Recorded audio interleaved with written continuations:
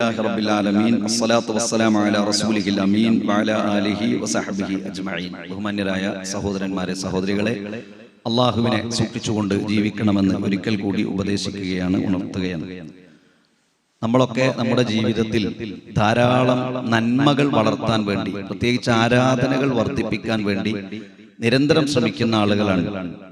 അതോടുകൂടെ തന്നെ നമ്മൾ നല്ല ശ്രദ്ധ പുലർത്തേണ്ട കാര്യങ്ങളെ കുറിച്ചാണ് ആഴ്ചകളായി നാം പറഞ്ഞു വരുന്നത്. അത് അസൂയയാണെങ്കിലും അഹങ്കാരമാണെങ്കിലും മറ്റുള്ളവരോട് പിണങ്ങി നിൽക്കുന്നതാണെങ്കിലും ഇങ്ങനെയുള്ള കെട്ടുകളിൽ നിന്ന് പതുക്കെ പതുക്കെ നമ്മൾ മനസ്സിനെ മോചിപ്പിച്ചു കഴിഞ്ഞാൽ നമുക്ക് മാനസികമായ ആരോഗ്യമുണ്ടാകും. അതല്ലെങ്കിൽ നമുക്ക് ആരാധനകളും ഇസ്ലാമികമായ കാര്യങ്ങളൊക്കെ ഉണ്ടാവും, പക്ഷെ നമുക്കൊരു മാനസികമായ ആരോഗ്യം നമുക്ക് നഷ്ടപ്പെടും.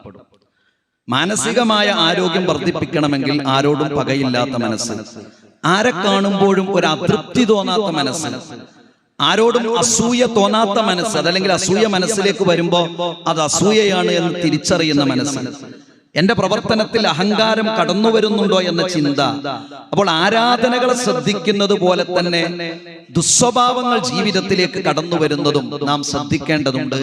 അങ്ങനെ ജീവിതത്തെ നാം സംരക്ഷിക്കുകയും പുതിയ ഒരു വർഷത്തിലേക്ക് പ്രവേശിക്കുന്ന അതിന്റെ അവസാനത്തെ മാസത്തിന്റെ അവസാന ദിവസങ്ങളിലൂടെ നാം കടന്നു പോകുമ്പോൾ നമ്മുടെയൊക്കെ ജീവിതത്തിൽ മതപരമായി നാം ശ്രദ്ധിക്കേണ്ട അടുത്ത ഒരു വർഷത്തിൽ ഇൻഷാ അല്ലാഹ് എന്റെ ജീവിതത്തിൽ ഒരു പുതിയ മാറ്റം ഞാൻ കൊണ്ടുവരും, എന്റെ ജീവിതത്തിലുള്ള ദുസ്വഭാവങ്ങൾ ഞാൻ മാറ്റും. ഇനി എത്ര വർഷമാണ് ഈ ലോകത്ത് ഞാൻ ജീവിക്കുക എന്നതിനെ കുറിച്ച് എനിക്ക് ഐഡിയ ഇല്ല, ധാരണയില്ല. അതുകൊണ്ട് അള്ളാഹുവിനെ സൂക്ഷിക്കുന്ന ഒരാളായി തീരും എന്ന പുതിയ മതപരമായ തീരുമാനങ്ങൾ നമ്മുടെ സുഖത്തിന്റെ, സ്വസ്ഥതയുടെ, സന്തോഷത്തിന്റെ, ഭൗതികതയുടെ ഈ ലോകത്ത് നാം തീരുമാനിച്ചു കഴിഞ്ഞാലേ നാളെ പരലോകത്ത് നമുക്ക് രക്ഷപ്പെടാൻ സാധിക്കുകയുള്ളൂ. അതിനുള്ള മനസ്സും ഈമാനും തഖ്വയും അല്ലാഹു സുബ്ഹാനഹു വ തആല നമുക്ക് നൽകുമാറാകട്ടെ. മനുഷ്യരെന്ന നിലക്ക്